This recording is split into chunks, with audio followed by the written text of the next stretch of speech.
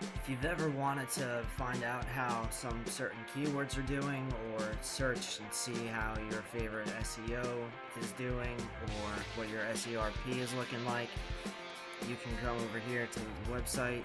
This is my website, johnoddity.com.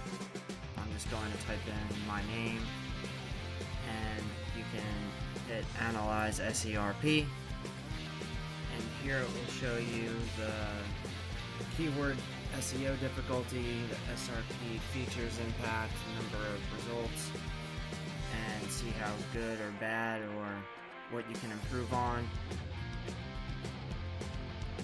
And here we can hit load more results.